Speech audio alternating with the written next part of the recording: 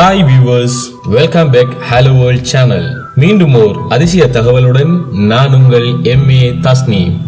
கண்ணீர் என்பது சோகம், மகிழ்ச்சி, அதிகமான வெறுப்பு ஆகிய உணர்வுகளை வெளிப்படுத்துவதற்கான இயற்கை விடயமாக இருக்கின்றது. அதுபோல் மனிதர்களின் பலவீனத்தை வெளிப்படுத்தும் விடயமாகவும் கண்ணீர் இருக்கின்றது. ஆனால் அழுகை நல்ல மன ஆரோக்கியத்தை தொடர்ந்து பராமரிக்க பெரிய அளவில் உதவுகின்றது என்ற உண்மை பலருக்கும் தெரியாத விடயமாக இருக்கின்றது. அழுகை மனதில் மறைந்திருக்கும் ஆழமான கஷ்டங்களை வெளிப்படுத்தும் முக்கிய கருவியாக அமைகின்றது. இதனால் அழுகை மனிதர்களின் கசப்பான நினைவுகளை மறப்பதற்கு உதவுகின்றது. அதுபோல் வார்த்தைகளால் கசப்பான உணர்வுகளை வெளிப்படுத்த முடியாமல் தயங்கும் மக்கள் தங்களின் உணர்வுகளை கண்ணீர் வழியாக வெளிப்படுத்த விரும்புகிறார்கள். மன ரீதியாக மட்டுமல்லாமல் கண்ணீர் உடலையும் பலப்படுத்துகின்றது. மன கஷ்டத்தால் வெளியேறும் கண்ணீர் வழியாக மன அழுத்தம் நிறைந்த ஹார்மோன்கள் மற்றும் தேவையில்லா நச்சுக்கள் கூட வெளியேறுகின்றன. இதனால் உடலில் நச்சுக்கள் நீங்கி பெரும்பாலான உடல் பிரச்சனைகள் வராமல் தடுக்கப்படுகின்றது.